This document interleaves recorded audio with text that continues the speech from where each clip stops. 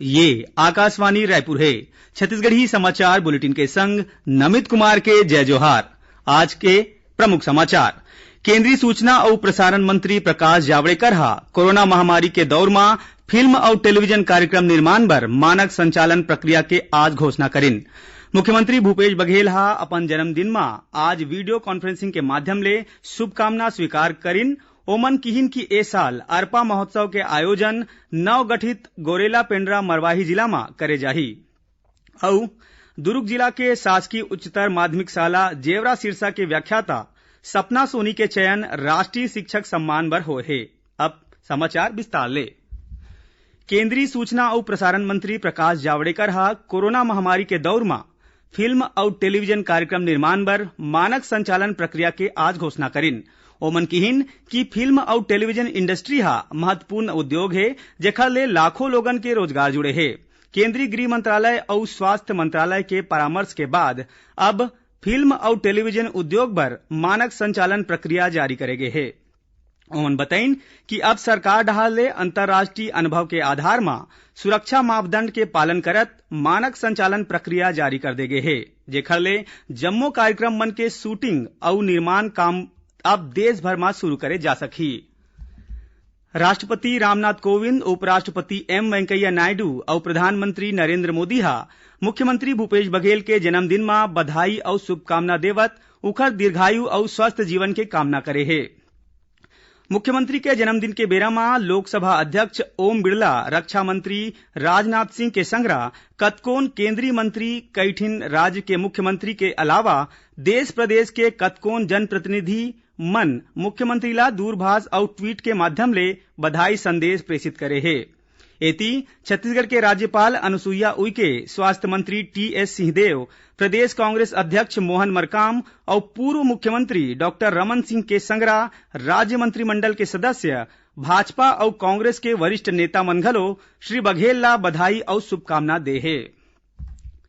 मुख्यमंत्री श्री बघेल हा अपन जन्मदिन में आज वीडियो कॉन्फ्रेंसिंग के माध्यम ले शुभचिंतक और प्रशंसक मन ले रूबरू होके शुभकामना स्वीकार करिन और जम्मो लोगन ला उखर शुभेच्छा बर धन्यवाद कहिन। कोरोना संक्रमण ला देखत मुख्यमंत्री हा अपन निवास कार्यालय में प्रदेश के कतकोन जिला और विकासखंड मुख्यालय में उपस्थित जनप्रतिनिधि, कार्यकर्ता और नागरिक मन ले वीडियो कॉन्फ्रेंसिंग के माध्यम ले जुड़ के जम्मो जन के अभिवादन और शुभकामना स्वीकार करिन। मुख्यमंत्री हा जनप्रतिनिधि मन ला चर्चा करत बेरा कतकोन जिला में वर्षा और खरीफ फसल के स्थिति के बारे में जानकारी लिन। ए बेरा ओमन किहिन की ए साल अरपा महोत्सव के आयोजन नवगठित गोरेला पेंड्रा मरवाही जिला में करे जाही। ओमन जांजगीर चांपा जिला में यूरिया खाद के कालाबाजारी के शिकायत में अधिकारी मन ला सख्त कार्रवाई के निर्देश दे है। मुख्यमंत्री हा किहिन की प्रदेश में यूरिया के कमी नहीं है, किसान मन ला उचित मूल्य में यूरिया खाद मिलही। एकर अलावा मुख्यमंत्री हा मुंगेली जिला में अतिवृष्टि ले फसल और घर के होए नुकसान ले प्रभावित लोगन ला मुआवजा दे के घोषणा करिन। मुख्यमंत्री भूपेश बघेल हा आज नगर निगम रायपुर के अत्याधुनिक चिकित्सकीय सुविधा ले युक्त एम्बुलेंस वाहन के लोकार्पण करिन। ए बेरा में मुख्यमंत्री हा किहिन की कोरोना संकट के बेरा में ए अत्याधुनिक एम्बुलेंस प्रदेशवासी मन बर लाभकारी होही। रायपुर नगर निगम डहार ले उपलब्ध कराए गए ए एम्बुलेंस वाहन पूरा तरीका ले वातानुकूलित है, जेमा वेंटिलेटर के सुविधा घलो उपलब्ध है।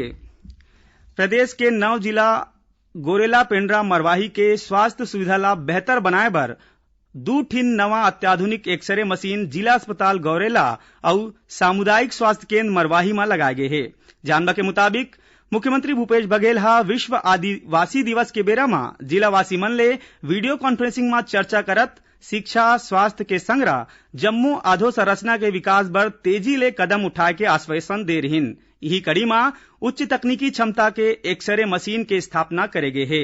अब जिला के शासकीय अस्पताल में एक्सरे मशीन लगे ले हड्डी टूटे, फ्रैक्चर और दुर्घटना में अस्थि विकार पीड़ित मन के स्थानीय स्तर में ही इलाज हो सकी। आज नुआखाई है। ए तिहार नवा फसल के आगमन और किसान के बंधुत्व के प्रतीक के रूप में मनाए जाथे।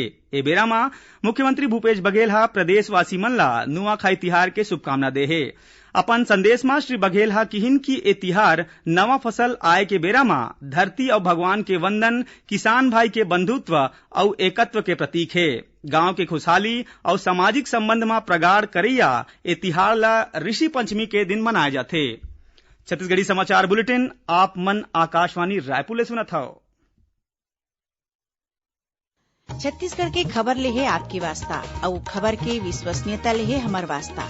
आकाशवाणी समाचार रायपुर के प्रादेशिक समाचार बुलेटिन के संगे संग हमार समसामयिक कार्यक्रम आप रेडियो के संग अपन मोबाइल में घलो सुन सकत हव। आकाशवाणी समाचार फेसबुक, ट्विटर और यूट्यूब में घलो हावय। हमार फेसबुक पेज हरे Chhattisgarh news on AIR, Twitter handle CGAIR news और हमार यूट्यूब चैनल हरे छत्तीसगढ़ AIR न्यूज।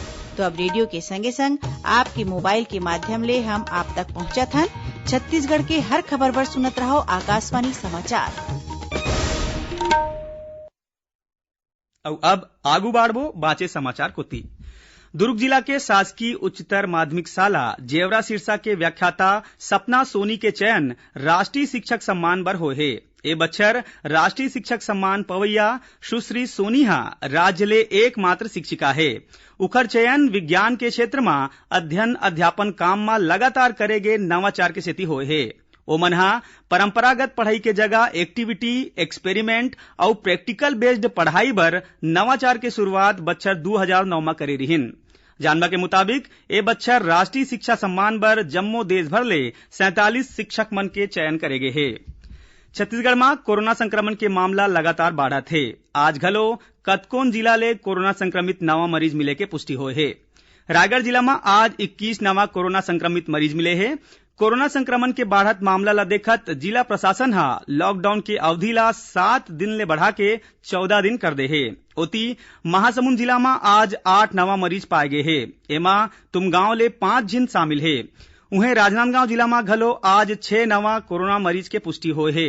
कांग्रेस के शहर अध्यक्ष, जिला कांग्रेस के प्रवक्ता और एक कंप्यूटर ऑपरेटर के जांच रिपोर्ट घलो पॉजिटिव आए है। ऐसने कोंडागांव जिला के भाजपा अध्यक्ष घलो कोरोना संक्रमित पाए गए हैं। कोरबा जिला के जम्मो सरकारी और निजी अस्पताल में इलाज बर अवैया सर्दी, खांसी, बुखार और सांस ले में तकलीफ के मरीज मन के निःशुल्क एंटीजन टेस्ट कराया जाही। जिला प्रशासन हा कोरोना संक्रमण के बढ़त मामला ला देखत कोरोना पीड़ित मरीज के पहचान बर ए निर्णय ले है। केंद्रीय स्वास्थ्य और परिवार कल्याण मंत्री डॉक्टर हर्षवर्धन हा बताइन है कि देश हा ए बच्छर के आखिर तक कोरोना संक्रमण के उपचार बर वैक्सीन बना ली। ओमन पत्रकार मन ला बताइन कि कोरोना संक्रमण के उपचार बर देश में बनत 3 माले 1 वैक्सीन हा पूर्व नैदानिक मानव परीक्षण के तीसर दौर में पहुंच चुके हैं। कबीरधाम जिला के थाना सिघनपुरी जंगल में स्पंदन कार्यक्रम के आयोजन करेगिस। ए बेरा में पुलिस अधीक्षक KL ध्रुव कोरोना संक्रमण के बेरा में ईमानदारी और लगन ले ड्यूटी करैया कोरोना फाइटर, पुलिस अधिकारी और कर्मचारी मन के सम्मान करिन। ए बेरा में जवान मन के समस्या उकर निराकरण और बने स्वास्थ्य पर विचार विमर्श घलो करिन। बीजापुर जिला में आज अज्ञात मनखे हा एक जिन सहायक आरक्षक के कुल्हाड़ी मार के हत्या कर दिन। पुलिस अधीक्षक कमलोचन कश्यप घटना के पुष्टि करत बताइन कि कुटरू थाना क्षेत्र इलाका में सहायक आरक्षक सुरेश कुमरे राशन सामान खरीदे बर बाजार गे रहिस। ए बेरा एक जिन अज्ञात मनखे सहायक आरक्षक ऊपर कुल्हाड़ी ले हमला कर दिन, जेखर ले ए जवान के मौकच में मौत हो गए। आरोपी के तलाश करे जावत है। पुलिस अधीक्षक ए घटना में माओवादी के हाथ होए के आशंका जता है। और अब आखिर में प्रमुख समाचार एक गांव फिर। केंद्रीय सूचना और प्रसारण मंत्री प्रकाश जावड़ेकर कोरोना महामारी के दौर में फिल्म और टेलीविजन कार्यक्रम निर्माण पर मानक संचालन प्रक्रिया के घोषणा करिन। मुख्यमंत्री भूपेश बघेल अपन जन्मदिन में आज वीडियो कॉन्फ्रेंसिंग के माध्यम ले शुभकामना संदेश स्वीकार करिन। और दुर्ग जिला के शासकीय उच्चतर माध्यमिक शाला जेवरा सिरसा के व्याख्याता सपना सोनी के चयन राष्ट्रीय शिक्षक सम्मान बर होए हे। एकरे संग छत्तीसगढ़ी समाचार बुलेटिन इहे सिरावत है। जय जोहार।